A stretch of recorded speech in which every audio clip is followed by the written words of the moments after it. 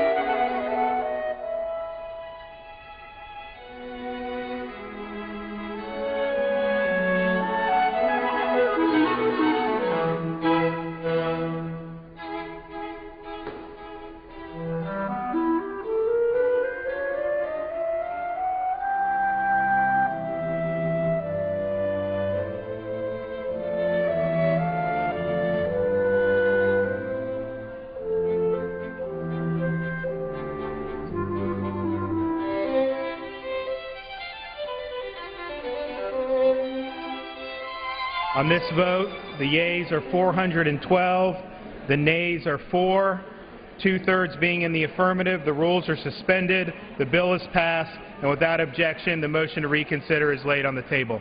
Gavel.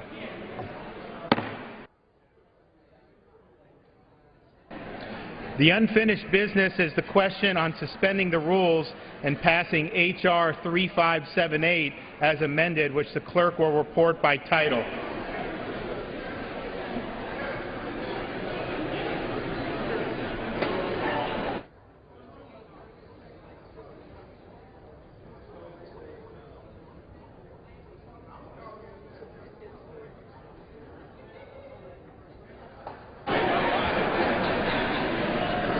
Union Calendar number 253, H.R. 3578, a bill to ensure that any new or revised requirement providing for the screening, testing, or treatment of an airman or an air traffic controller for sleep disorder is adopted pursuant to a rulemaking proceeding and for other purposes. The question is, will the House suspend the rules and pass the bill as amended? So many as are in favor say aye. Those opposed, no. In the opinion of the chair, 2/3 being in the affirmative, the rules are suspended, the bill is passed, and without objection, the motion to reconsider is laid on the table.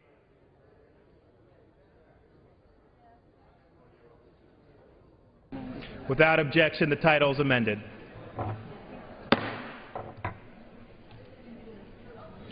Pursuant to Clause 8 of Rule 20, the unfinished business is the question on agreeing to the Speaker's approval of the journal, which the Chair will put de novo.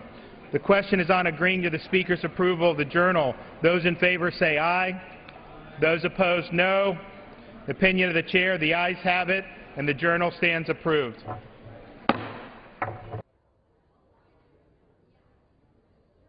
Purposes, the gentleman from Mississippi seek recognition. Mr. Speaker, I ask unanimous consent that the Committee on House Administration be discharged from further consideration of Senate Joint Resolution 28 and ask for its immediate consideration in the House.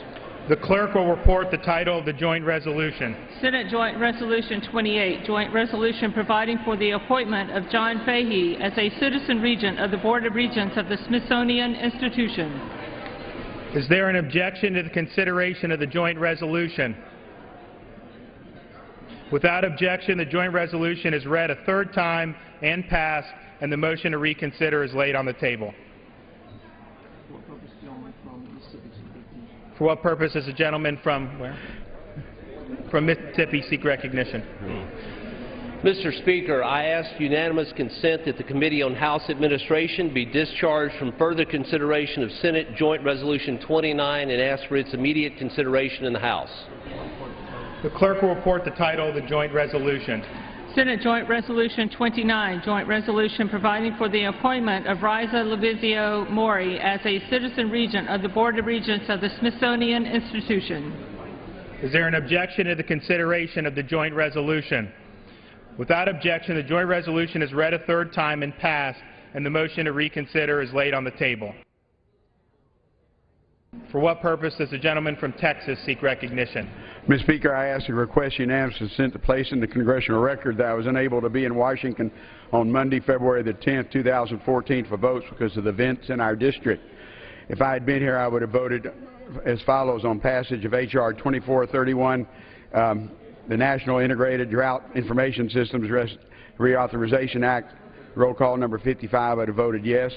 On passage of Res 447, a House resolution supporting the democratic and European aspirations of the people of Ukraine and their right to choose their own future free of intimidation and fear, resolution supporting roll call number 56, I would have voted yea.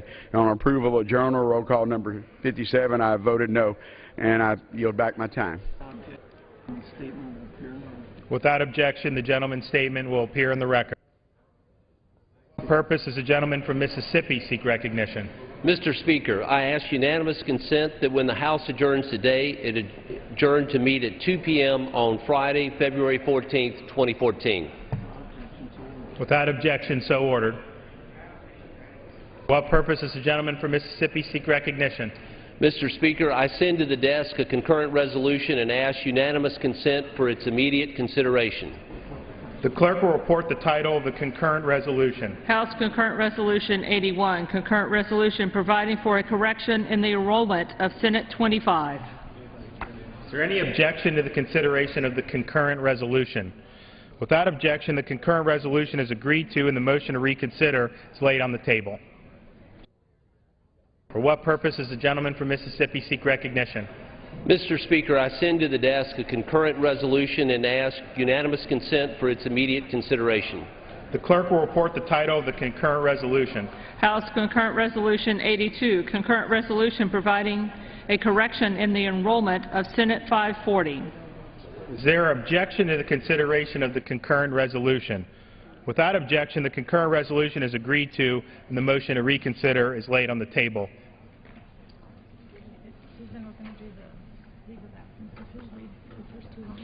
The chair lays before the House the following personal requests. Leave of absence requested for Mr. DeFazio of Oregon for today, February 11th until 5 p.m. Mr. Lewis of Georgia for February 10th through February 11th. Mr. Rush of Illinois for February 10th through February 11th. Without objection, the requests are granted. For what purpose does the gentlewoman from Texas seek recognition? Mr. Speaker, I'd like to be removed from co-sponsor of H.R. 1762, the Biennial Budgeting and Appropriations Act. Without objection, the request is granted. Does the gentleman from Pennsylvania seek recognition? Mr. Speaker, I ask unanimous consent to remove my name as a co-sponsor from House Resolution 417. Without objection, the request is granted. The chair will now entertain requests for 1-minute speeches. For what purpose does the gentleman from Pennsylvania seek recognition? Mr. Speaker, I rise to address the House for 1 minute. Without objection, the gentleman is recognized for 1 minute.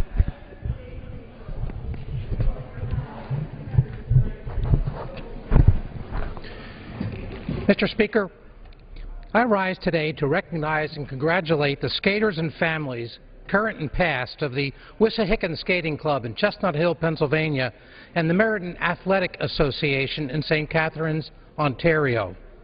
This weekend marks the 50th anniversary of the Wissahickon Skating Club Meriden Athletic Association Hockey Exchange.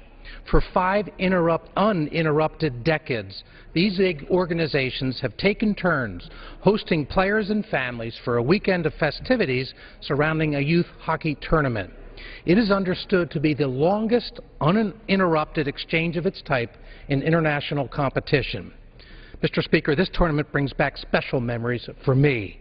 As a youth, I can recall the bus rides to Canada and the warm hospitality of the families who welcomed my brothers and me into their homes.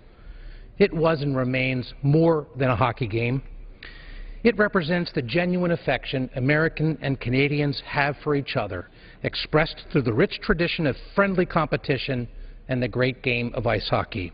Mr. Speaker, the 50th anniversary of this very special engagement will be celebrated this weekend in Philadelphia. I hope this wonderful tradition continues with similar enthusiasm for the children of the children who will compete. Mr. Speaker, I yield back. Gentleman yields back. For what purpose does the gentleman from Florida seek recognition? Thank you, Mr. Speaker. I ask unanimous consent to address the House for 1 minute. Without objection, the gentlelady is recognized for 1 minute. Mr. Speaker, on Friday, people all over the world will be celebrating Valentine's Day, a day of romance when we express our gratitude to the ones we love. We look forward to our chocolate, our candy, our flowers, and our cards.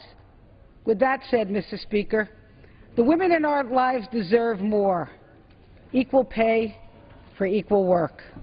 When our mothers, our daughters, our sisters put in a hard day of labor, they should receive the dignity and equity that they earn. Fair pay is the best gift we can give women and families they cherish. Mr. Speaker, I yield back my time. Gentlelady yields back. For what purpose does the gentleman from Pennsylvania seek recognition? Mr. Speaker, request unanimous consent to address the House for 1 minute, revise and extend. Without objection, the gentleman is recognized for 1 minute. Mr. Speaker, the Internal Revenue Service on Monday issued final regulations regarding the treatment of volunteer firefighters and emergency personnel under the employer mandate provision of the President's health care law, the Affordable Care Act. The agency determined that volunteer firefighters and emergency personnel will not be treated as full-time employees under the law, which I was pleased to hear. Over 97% of Pennsylvania's fire departments and 90% nationwide are served by community volunteers. Today, by protecting these organizations from being defined as employees, they will no longer be forced to provide health insurance to their volunteers or face the threat of penalty, which would be devastating. As a firefighter and EMS volunteer since 1983, I joined friend and colleague Congressman Lou Barletta, along with numerous colleagues in the House, to force action from the IRS in this matter. While this decision is long overdue, it's the right one. Our local emergency volunteer organizations now have the certainty of knowing that they will have the money to keep our communities safe. Unfortunately, Mr. Speaker, this is just a small fix to a massive law that is imposing economic harm on millions of businesses and families. Our work remains. I yield back. Gentleman yields back. For what purpose does the gentleman from New Jersey seek recognition? I ask unanimous consent to address the House for 1 minute and to revise and extend my remarks. Without objection, the gentleman is recognized for 1 minute. Mr. Speaker, I rise today to honor the birth of Charles Darwin 205 years ago tomorrow, and to call attention to a resolution I've introduced with a number of other members marking his birthday as Ceremonial Darwin Day. Through his work, Darwin discovered that the drive for survival of each species produces an evolution by natural selection. This discovery fundamentally changed our understanding of the world. It paved the way for innumerable advancements in the fields of medicine and technology and education. Without his recognition that natural selection enables increasing complexity, our comprehension of the world around us would be vastly poor. But to me, Charles Darwin represents much more than a discovery or a theory. He represents a way of thinking, a philosophy. His approach to life and to the world around him should be celebrated as much as his discoveries. It was his thirst for knowledge and his scientific approach leading to new truths that enabled him to uncover the theory of evolution. This lesson is as valuable as the discovery he made and the explanations he gave. Thinking like a scientist is all too absent from our public dialogue, and this is why we should continue to celebrate Darwin as a master of clear, evidence-based thinking. We in this House would do well to emulate his vision and his thinking, and I urge my colleagues to join me in marking Darwin Day. Gentleman's time has expired. For what purpose does the gentleman from New York seek recognition? Mr. Speaker, I request unanimous consent to address the House for 1 minute and to revise and extend my remarks. Without objection, the gentleman is recognized for 1 minute. Thank you, Mr. Speaker. Tomorrow, on February 12, 2014, we honor the 5th anniversary of the crash of Flight 3407 in Clarence Center, New York, and remember the 50 men and women and 1 unborn child who died that tragic night. As Erie County Executive, being on the scene following the crash and witnessing the grief of the victims' families remains with me forever. Flight 3407 families had their loved ones ripped away in such a horrible and preventable accident. But with grace and courage, these families turned their loss into a crusade to make the skies safer for all our families. Against very steep obstacles, Flight 3407 families prevailed and forced Congress to pass legislation requiring airlines to put well-trained pilots in every cockpit. On the 5th anniversary, we remember those who died that night and extend our gratitude to their families for fighting to make sure their loved ones did not die in vain. I yield back. Gentleman yields back. For what purpose does the gentleman from Tennessee seek recognition? Unanimous consent to address the House for 1 minute, revise and extend. Without objection, the gentleman is recognized for 1 minute. Thank you, Mr. Speaker. On Thursday in Memphis at 10 o'clock, I'll be holding the first of health forums on issues of importance to the people of the 9th District. The one on Thursday will be on the radical difference, racial difference, in breast cancer morbidity. A New York Times story and a study showed that African American women have the greatest likelihood, greater than Caucasian women, of dying from breast cancer in Memphis of any other city. We'll have a panel to discuss it and try to find ways to have people get mammograms and change their diet and see their physicians. Under the Affordable Care Act, you don't have to have a copay or a deductible to get preventative care. And the Affordable Care Act can reverse that high morbidity difference in Memphis.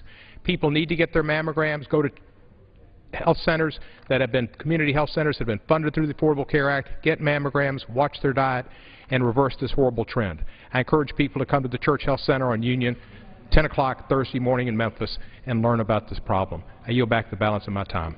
Gentleman yields back. For what purpose does the gentleman from Georgia seek recognition? For 1 minute and to revise and extend. Without objection, the gentleman is recognized for 1 minute. Thank you, Mr. Speaker. Today I rise in solidarity with the people of Bahrain as they mark the 3rd anniversary of the February 2011 popular protest.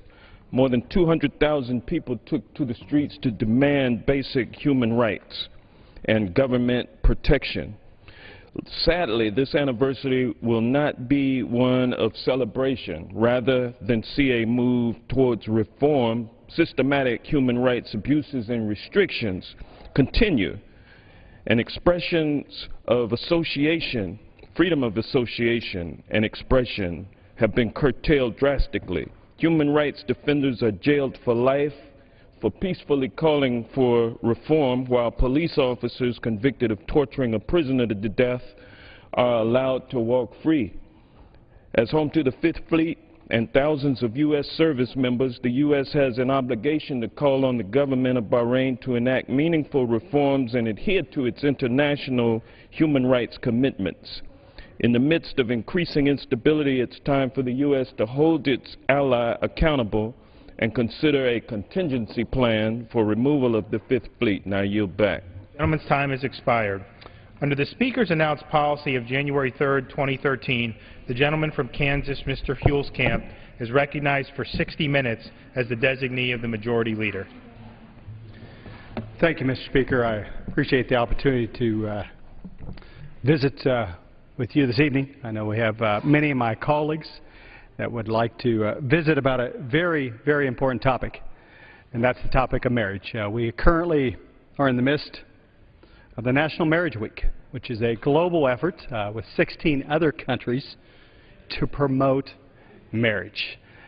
And I think we're going to hear tonight, Mr. Speaker, some very important information of how important marriage is to our culture, to our families, to our society, and most importantly, in my mind, to our children, Mr. Speaker. And so first I would like to yield to the Congresswoman Michelle Bachmann from Minnesota for as much time as she might consume on this topic. Mr. Speaker, I want to thank Representative Huelskamp for sponsoring this important topic this evening. On National Marriage Week, it's fitting and proper that we would set aside this period of 1 hour to focus on the institution that is the fundamental grounding institution of the United States of America. There are various units of government. We here are in the well of the greatest deliberative body that the world has ever known, the House of Representatives. That's at the federal government level. We have 50 state governments here in the United States. We have numerous county governments and numerous cities across the United States. But the fundamental institution, the fundamental unit of government is the family unit. And the family unit begins with husband and wife. And this isn't, Mr. Speaker, a creation of the Republican Party. Marriage isn't a creation of the Western civilization or of the United States of America. Marriage as an institution was created none other than by the creator of mankind himself, a holy God, the God of the Bible. And it's stated very clearly in the book of Genesis that after God created man and woman, he then created the institution of marriage. And he created it for a very simple reason. It's because God had a plan for man for the future, and that was through the propagation of the human race. And so as we are here talking about marriage this evening, my colleagues who will be joining us on this floor, we're here not to condemn anyone. My parents were married and then were divorced, and then were remarried again. And that's a story that's repeated not just in America, but in families across the world. So we are here not to condemn tonight, Because even though God creates an institution like marriage, and even though man and woman can mess up and not necessarily fulfill what God had hoped for, because God says He hates divorce, it does happen, God is also the God of a second chance. And He gives people that opportunity once again to go back into relationship. And so an institution that is meant for our good, it's one that in fact has been for good. Good for man, good for woman, but most of all, good for the children that come from that union. My husband and I are thankful that we've been blessed with 5 wonderful biological children. We've been privileged to serve as foster parents for 23 wonderful foster children. But you see, Mr. Speaker, without the umbrella and the protective element of marriage, that is the greatest security blanket that any child could ever know. To know that in their life there is a mom or there's a dad that's crazy about them. And many, many women raise children on their own in this country. Many men are raising children on their own. But we know that it's this fundamental institution of marriage that is the bedrock institution of this land. And so we're here tonight, as imperfect and filled with mistakes as we are, again, not condemning. We're here to lift up and support and encourage this wonderful gift given to us by the Creator, but given to us for our good and for the building up of this country. And I yield back to Mr. Holzkamp. Well, Congresswoman Bachmann, I appreciate your leadership on so many issues, and one of the inspiring parts of your life to me is you and your husband's efforts as foster family. Do you have any stories to share about the many children that because acting as a family, as a mom and dad to these kids, sure must have made a difference in their lives? Well, it really is something, and we had seen another couple in our church that were serving as foster parents. That's really what induced us to take on foster parenting, because our hearts broke when we saw the lives of some of these kids, and we knew we weren't perfect people. We knew we didn't have a perfect marriage, but we thought we could offer something into the lives of these kids. One thing my husband said is every child needs to know that at least one person is committed to them and at least one person is crazy about them. And it isn't to take away from the foster children's biological parents. Families go through rough patches. Families have challenges. Marriages have challenges. Nothing is perfect, and we're not standing up here saying any of us are perfect, because we aren't. But what we do know is that a perfect God created a pretty good institution, and that's marriage. And that's the one we felt that we could offer to our foster children as an example of 2 very imperfect people in an imperfect home, but we were able to offer that model of what God had created, and that's bringing man, woman together, because we're 2 whole people, but when we come together in marriage, we're stronger than 2 people together. It's a very unique three-stranded cord. So I thank you for this opportunity. Yeah. And as you know, there are many parts of the country where we are short of foster parents, foster families. If there's one thing you could say to a couple considering that, what would your advice be? I would say, think about it. It's not for everyone, but if you don't think that you can do it, we didn't before we were foster parents. We took in one child, a beautiful girl, and we took her from a homeless shelter. And we had the experience. It was good. We got a phone call from an agency. Would we take another? We thought, okay, we'll take another, and then we got a phone call, would we take another, and we took another, and we got a phone call, would we take another. At that point, we didn't have enough places around the dining room table, so we blew out a wall and made the dining room bigger, and we just kept taking children into our home. And what we found that was amazing, what I would say to parents is, you will be amazed how your heart can expand. And it's all good. So I just encourage people to consider becoming foster parents. Well, thank you, Congresswoman Bachmann. I appreciate your leadership, both personally and here in Congress, and thank you for your time this evening. Next, I'd like to yield to a colleague, a freshman from California. I might remind the body that 5 justices on our U.S. Supreme Court apparently did think California voters should decide some issues of marriage. But Congressman Doug Lamothe has been becoming a leader here in Congress on that issue. I'd like to yield to him and his thoughts on the issue of marriage and families and protecting our children. Thank you, Mr. Speaker. I appreciate my colleague from Kansas, Mr. Huelskamp, leading on this very important topic here tonight, especially given that this is indeed International Marriage Week, culminating on February 14th, Valentine's Day. I'm also very pleased that my Valentine's actually in town with me here for a few days, and it really, really picks you up because coming from California to the East Coast does have its challenges in doing this job and doing it well. But it's so, and that's really the institution of marriage. Your mate is your rock, your support. When you're in a role like this, or whatever it is, it doesn't have to be this. It can be any job or what she's doing at home, what your spouse at home, taking care of family and kids and all that. You being a rock for them too. It's that partnership, which is what marriage is. It was perfectly designed by God. It's the part where mankind gets involved, where things can get a little messy.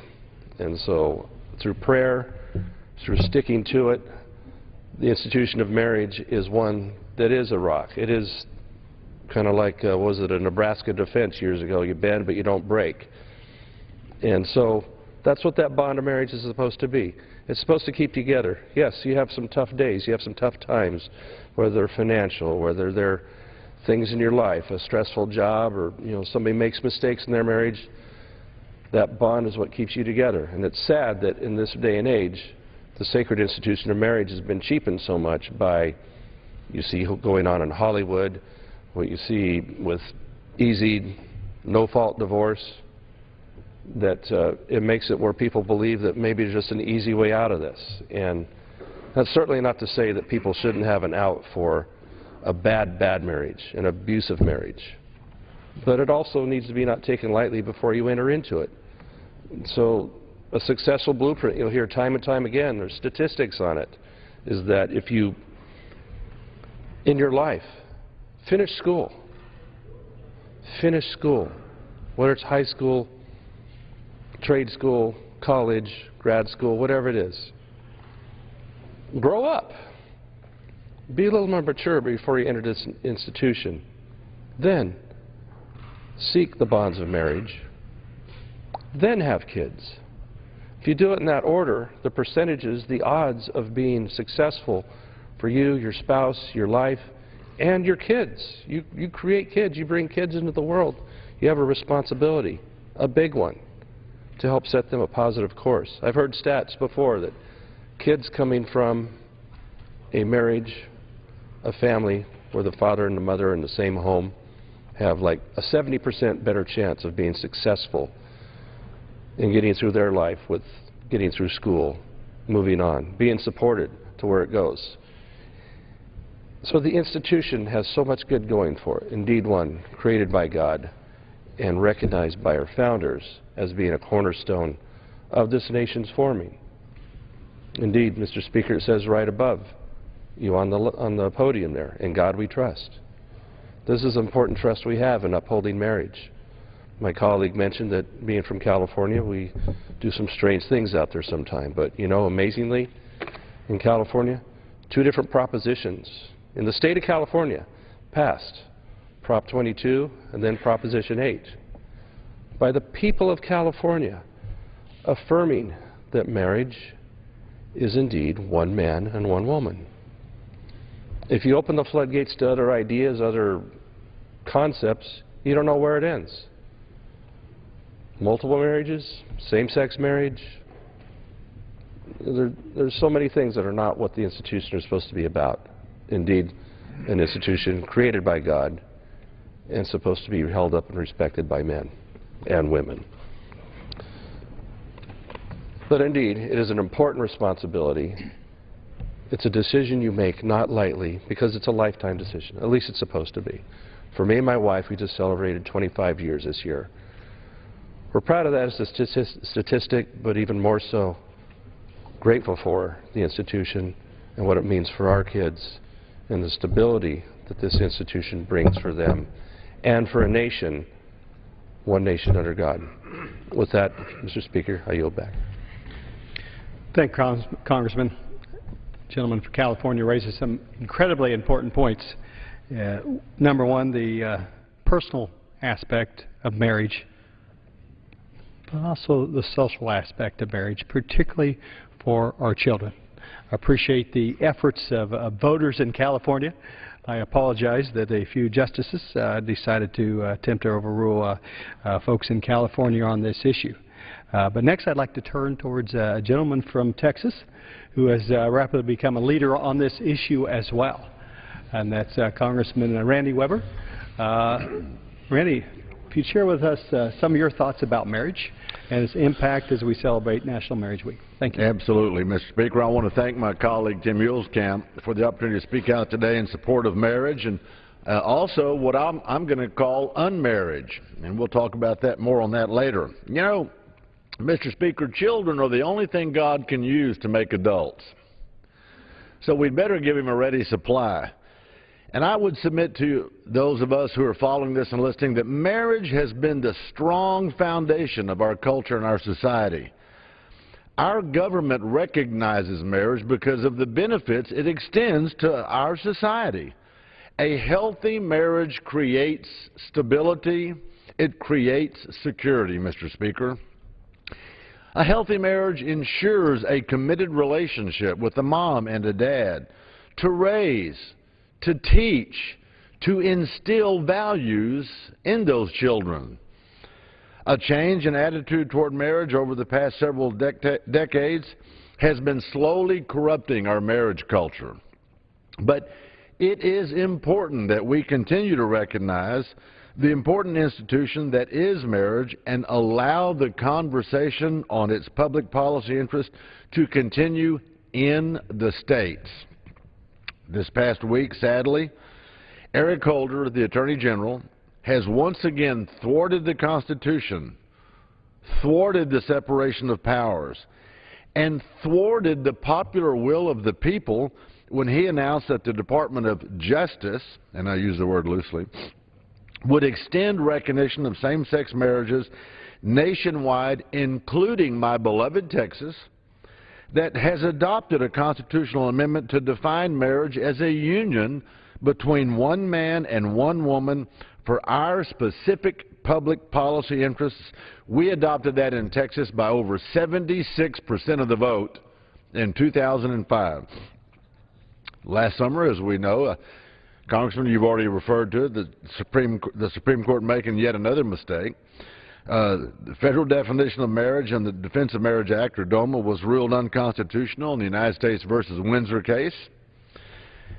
And as a result of the vagueness contained in that decision, federal agencies began developing interagency guidance that surpasses the limits set by our very own Constitution, set by the Supreme Court, set by Congress.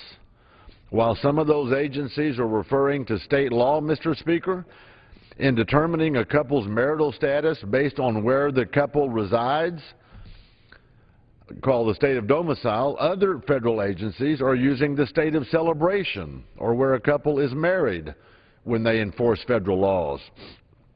This latter practice is unconstitutional.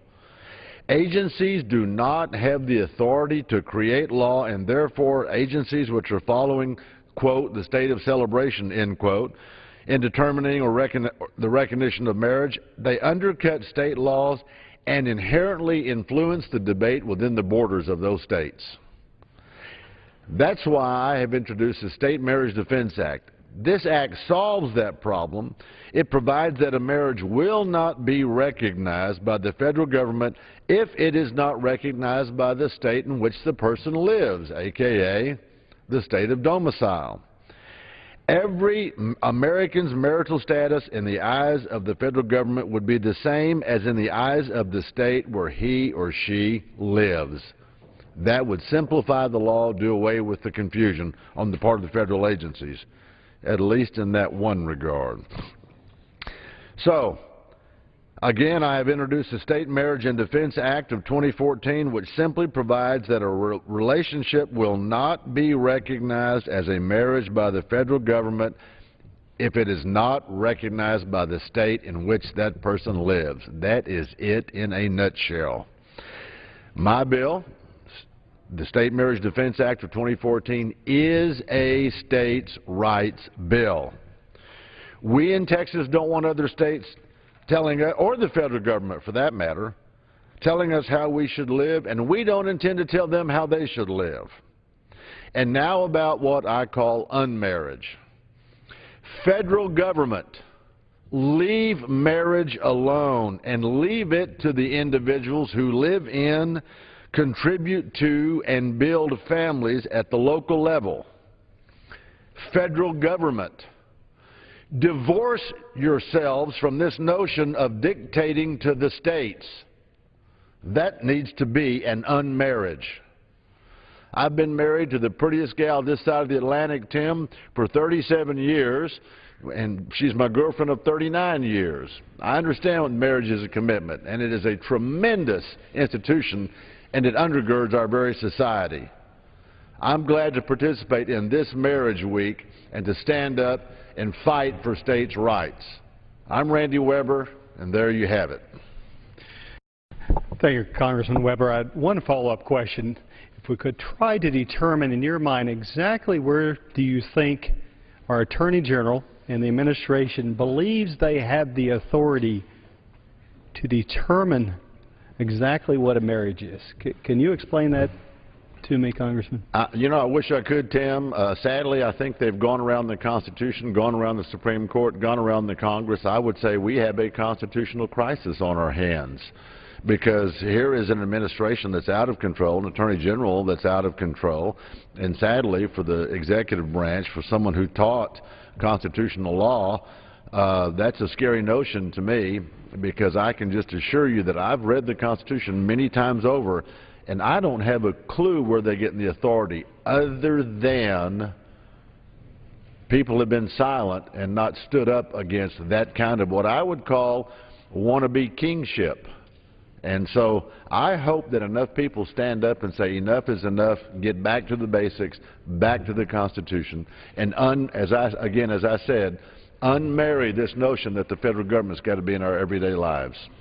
Congressman, thank you for your leadership. I appreciate your efforts on the State Marriage Defense Act, and I am a co-sponsor of that. I encourage my colleagues to take a close look at that. It's not just the issue of marriage, it's the issue of who makes the decisions. As the author of the Kansas Marriage Amendment in 2005, I believe Kansans should decide that.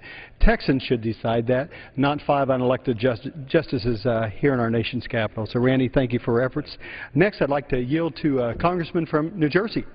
Congressman Scott Garrett has been a critical leader on many issues of the home and the heart and marriage and families and fiscal responsibility. It's been my honor to serve with Congressman Garrett, and I yield as much time as he might consume, Mr. Chairman.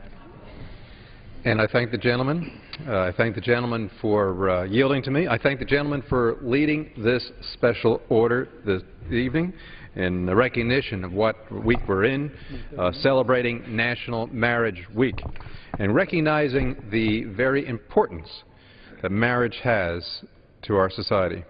You know, our society, it can be said, is built on 4 pillars: marriage, family, church, and the government. And today we are faced with the reality that one of these pillars is crowding out and attempting to change the makeup of the other 3. You know, we have seen that some of our government's policies have discouraged traditional family marriage and traditional family structure as well. But I believe, as I guess the other speakers on the floor as well, our government has an obligation to support policies that support marriage and support the American dream.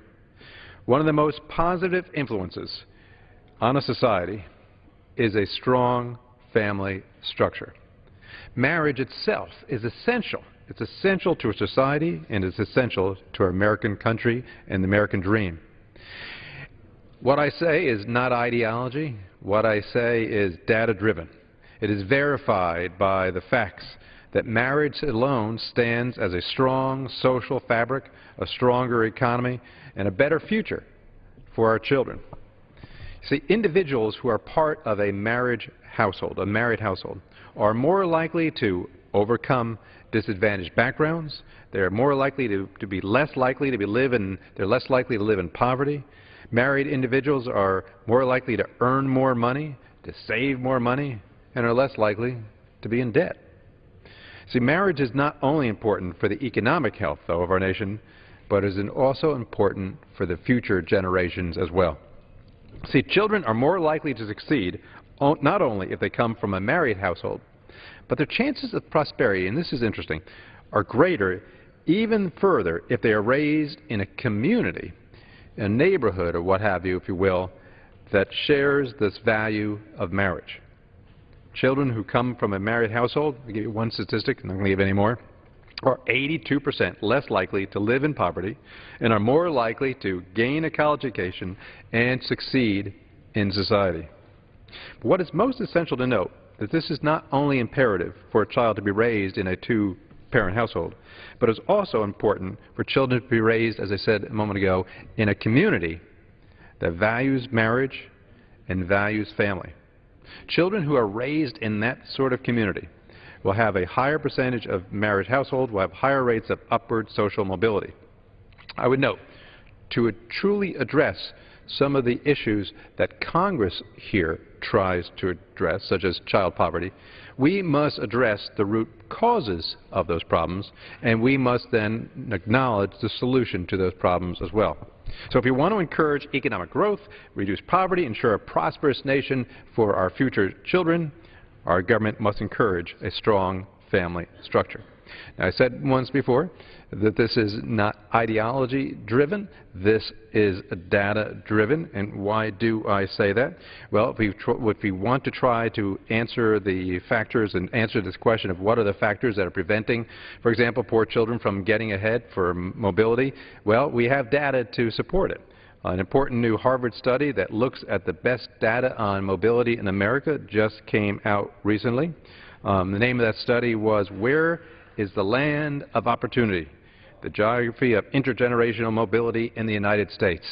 A long title, but basically a study authored by, came out of Harvard by economist Raj Chetty and some of his colleagues over in Berkeley as well. And what they did was to dive down into the numbers, if you will, to see what are the characteristics most likely to predict mobility for who? Well, for lower-income children. And so this Harvard study asked which factors are the strongest predictors of upward mobility in various situations. In other words, which are the factors that you can look to see what is it that will bring children in poverty situations to a higher level. And they went through all the various factors that you might imagine, but this is noteworthy. Of all the factors most predictive of economic mobility in America, one, they said, clearly stands out above the rest, and that is family structure, meaning what we're talking about here today, marriage. And I'll quote from the study, if I may. The strongest and most robust predictor is the fraction of children with single parents. In other words, the most strongest indicator of where they're going to have a problem with social mobility. In other words, with the indicator that says what is most likely to suppress or to keep children from being able to rise up and increase their stature in the community, to be able to go to college, get a job, and support themselves and be productive for society. In other words, in short, live the American dream, is whether or not they come from single-family households or whether they come from a married situation. Children, quote again, of married parents also have higher rates of upward mobility if they live in communities with fewer single parents, end quote.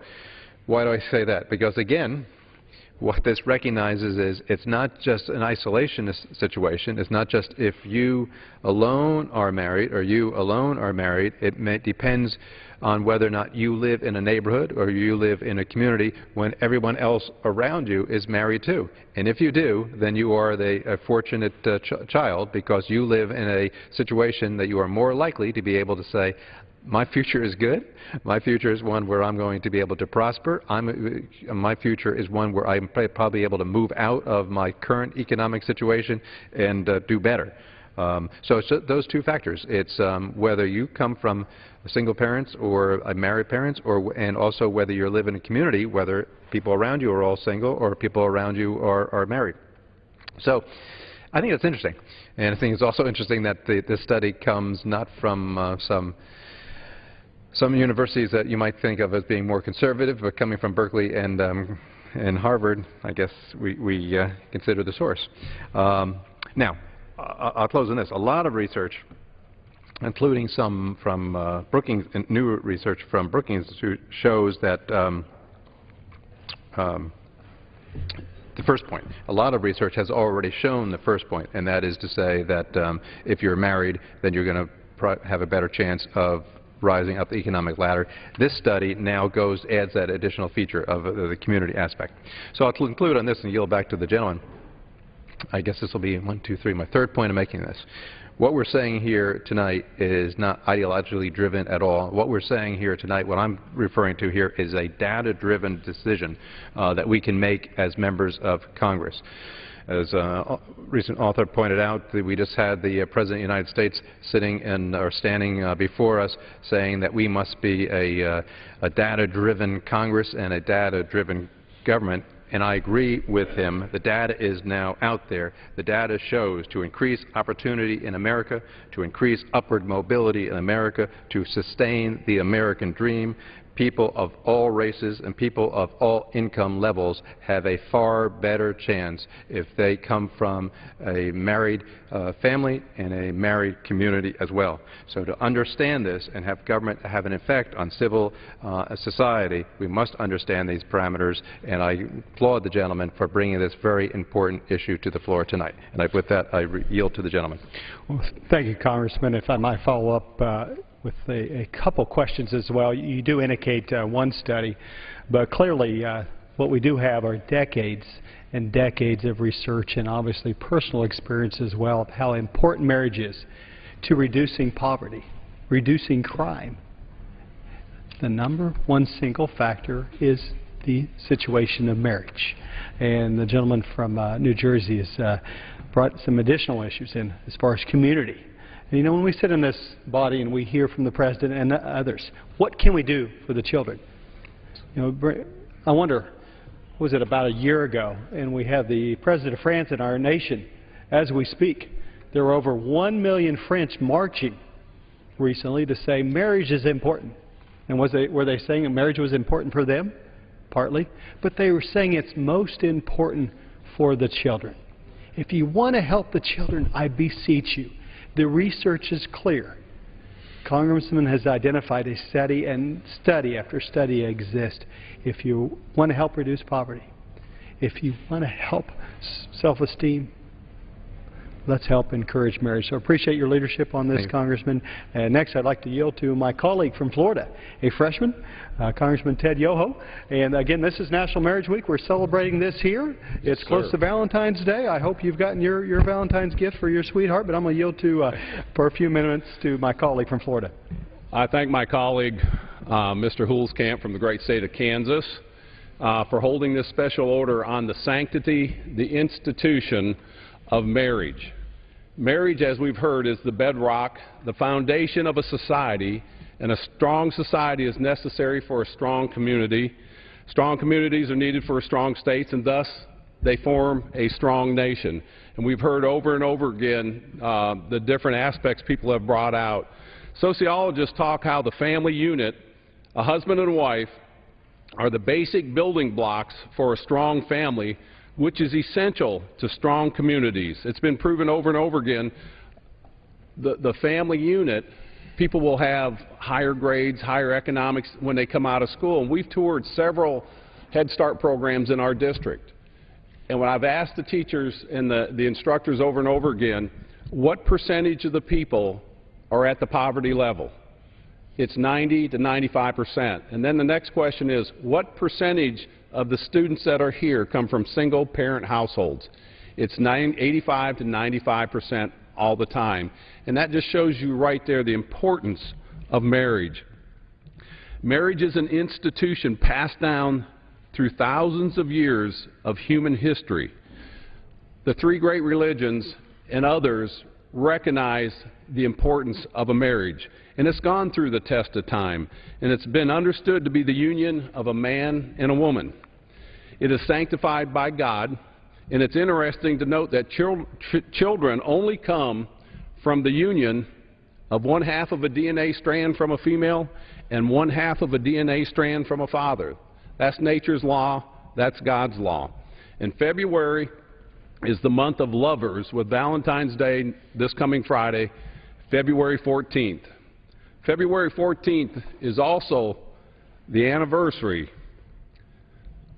of my wife and mine's, and I met her in the 4th grade, my 4th grade sweetheart, Carolyn.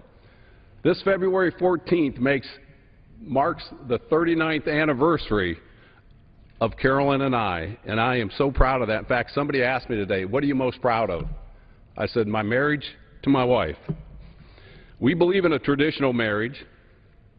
We tend to stay that way, and I just want to say thank you, dear. I love you, and happy anniversary. Thank you. Thank you, Congressman. I appreciate your compelling personal story, and that's a story shared by millions of other Americans. It's something of the heart. But as we mentioned as well, it's not just of the heart and of the home. It's for our community and the entire country. And, you know, the President and I can disagree on a number of things.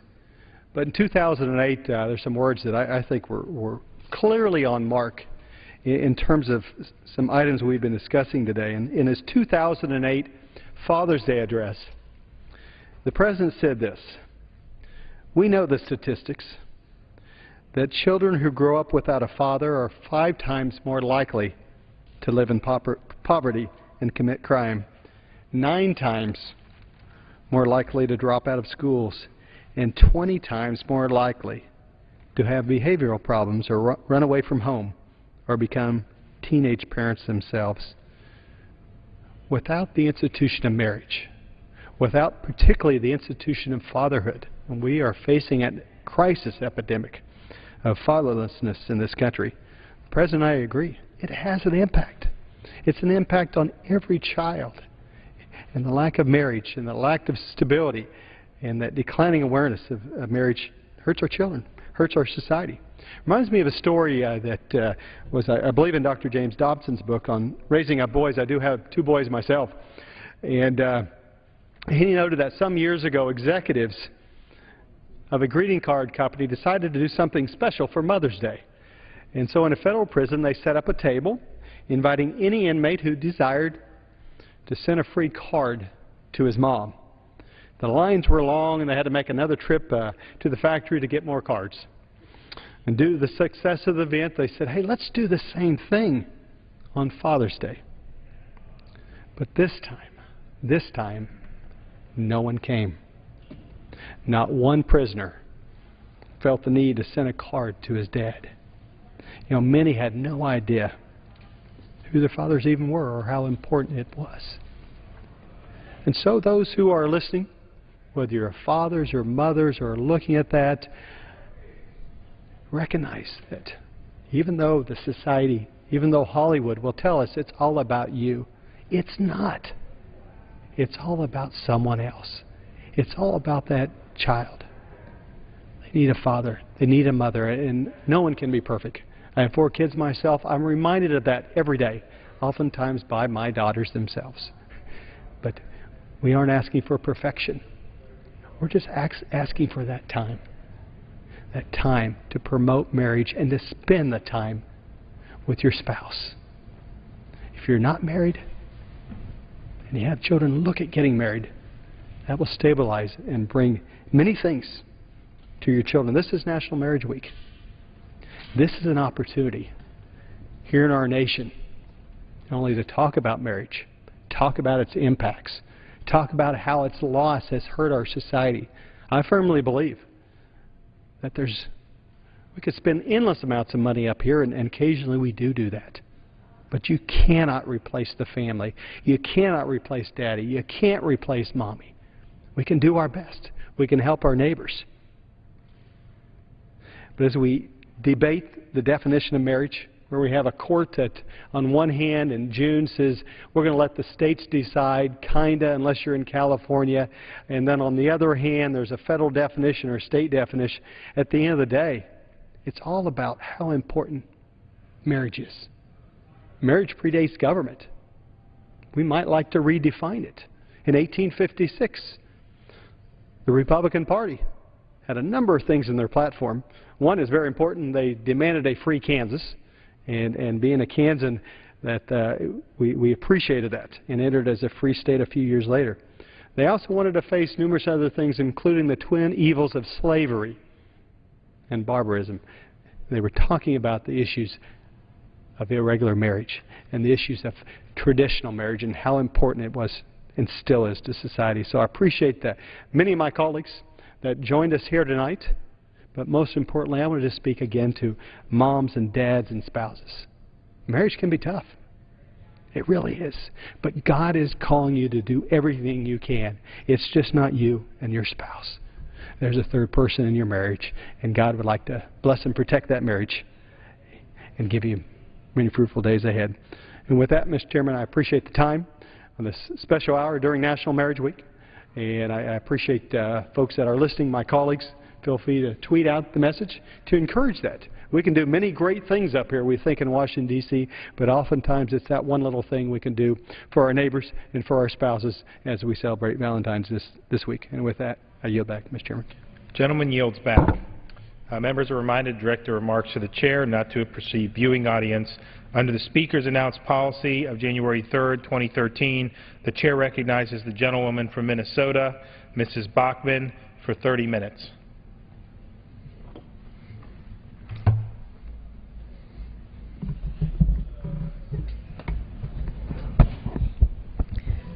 Mr. Speaker, I thank you for recognizing me for 30 minutes to speak on a topic, no matter where I go or what I speak on, or if I'm being interviewed somewhere. I'm not the only one. It's other members of Congress, too. And